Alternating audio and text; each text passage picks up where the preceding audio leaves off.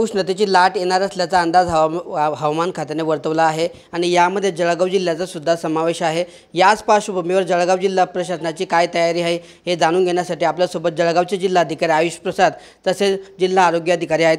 काय सांगाल सर, नेमकं उष्णतेची लाटेचा धोका हा जळगाव जिल्ह्याला सुद्धा हवामान खात्याने वर्तवलेला आहे, त्या पार्श्वभूमीवर आपली कशी तयारी आहे, काय आदेश काढलेले आहेत? पुढच्या एक आठवड्यासाठी उष्माघाताची लाटची हवामान खात्याने अंदाज या जळगाव जिल्ह्याला दाखवलेला आहे। जळगाव जिल्ह्याचे जो सर्व तालुके आहे आणि सगळे वेदर स्टेशन्स आहेत त्याच्या ठिकाणी जो टेम्परेचर आहे ते किमान 45 डिग्री म्हणजे दिवसाला आपल्याला दिसून येत आहे। ये टेम्परेचरमध्ये दुसरी गोष्ट आहे की ते सस्टेन टेम्परेचर म्हणून दिसतोय की म्हणजे 12-12:30 वाजता जो टेम्परेचर सुरू होतो अगदी 4-4:30 पर्यंत हे 45 पेक्षा जास्त असतो। ओएसिस फर्टिलिटीच्या तज्ञांनी IVF उपचार पद्धतीद्वारे 1 लाखांहून अधिक जोडप्यांना मातृत्व प्राप्तीचा आनंद दिला आहे।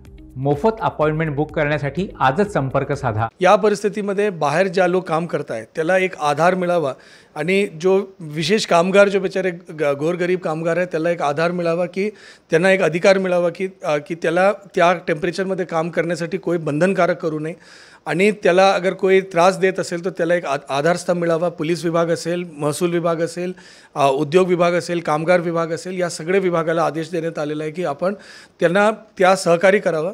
यदि कुठले अतिआवश्यक सेवा आहे जसे रेल्वेंचं म्हणणं होतं की ते ट्रॅकमध्ये जो त्याला दुरुस्ती करावं लागतो ते लीन पिरियडमध्ये त्यांना करावं लागतो, तो अगर त्या परिस्थिती आहे तर त्याला शेड वगैरेचं नियोजन, त्याला व्यवस्थित पाणीचं नियोजन, ORSचं नियोजन, या सगळे सुविधा आपले विशेष कामगारांना मिळावं।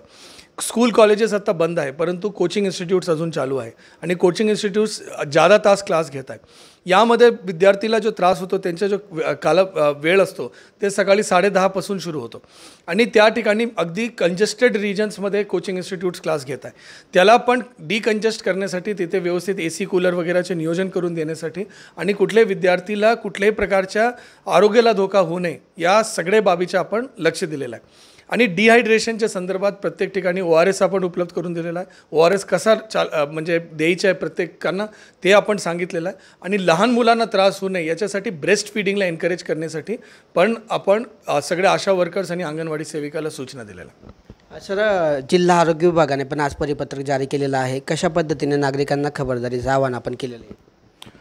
यामध्ये उष्णतेची लाट जी आहे तर त्या अनुषंगाने आपण सर्व आरोग्य संस्थांमध्ये उष्माघात कक्ष यापूर्वी स्थापन केलेला आहे, तर त्यामध्ये कूलरची व्यवस्था, बेडची व्यवस्था, ORS, IV फ्लूइड आणि इतर सर्व व्यवस्था केलेल्या आहेत। तसेच प्रत्येक गावामध्ये दुपारच्या वेळेमध्ये साधारणतः 10-11च्या पुढे जशी उष्णता वाढत जाते तर संध्याकाळी 6 वाजेपर्यंत नागरिकांनी म्हणजे विशेषतः लहान मुलांनी फिरू नये असं आपण माननीय जिल्हाधिकारी यांच्या मार्फत एक ते परिपत्रक काढून सर्व जिल्ह्यात अवगत केलेलं आहे आणि ही जी माहिती आहे तर प्रत्येक गावोगावी आपण पोहोचवत आहोत।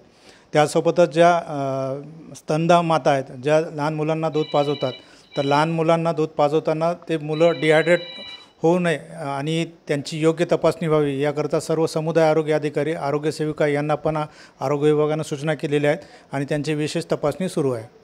सर, आतापर्यंत काही उष्माघाताच्या घटना घडल्या आहेत की जिने उष्माघातामुळे मृत्यू झाल्याच्या काही घटना समोर आल्या? जिल्ह्यामध्ये उष्माघाताने सध्या तरी कुठलाही मृत्यू झालेला नाही, परंतु कालपर्यंतच्या आकडेवारीमध्ये जवळपास आपण 50 रुग्णांना उष्माघाताचा त्रास झालेला होता आणि त्यांच्यावर आपण योग्य उपचार करून त्यांना पूर्ववत घरी पाठवलेलं आहे। तर अशा पद्धतीने उष्णतेच्या लाटेचा धोका, संभाव्य धोका लक्षात घेता या ठिकाणी जळगाव जिल्हा प्रशासन असेल किंवा जिल्हा आरोग्य विभाग असेल हा अलर्ट मोडवर आल्याचं आपल्याला पाहायला मिळतं आहे आणि नागरिकांना खबरदारी संदर्भातल्या योग्य त्या उपाययोजना करण्यात आलेल्या आहेत आणि योग्य ती खबरदारी घेण्याचं आवाहन जिल्हा प्रशासनाकडून करण्यात आलेलं आहे। जळगाव जिल्ह्यात आतापर्यंत उष्माघाताचाही काही बळी गेलेला नाही, मात्र उष्माघात झालेल्या 30 ते 40पेक्षा जास्त रुग्णांवर जिल्ह्यात उपचार सुरू असल्याची माहिती जिल्हा आरोग्य अधिकाऱ्यांनी आपल्याला दिलेली आहे। ठिकठिकाणी उष्माघात कक्ष उभारण्यात आलेला आहे आणि नागरिकांनी जी उष्णतेची लाट आहे त्यापासून बचाव करण्यासाठी योग्य ती खबरदारी घ्यावी, योग्य ती काळजी घ्यावी असं खबरदारीचं आवाहनाचं परिपत्रकसुद्धा त्यांनी काढलेलं आहे। किशोर पाटील, TV9 मराठी, जळगाव।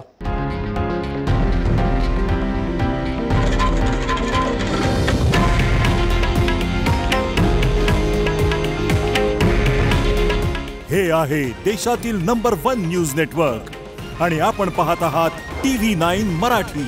काळजी तुमची, हित महाराष्ट्राचं।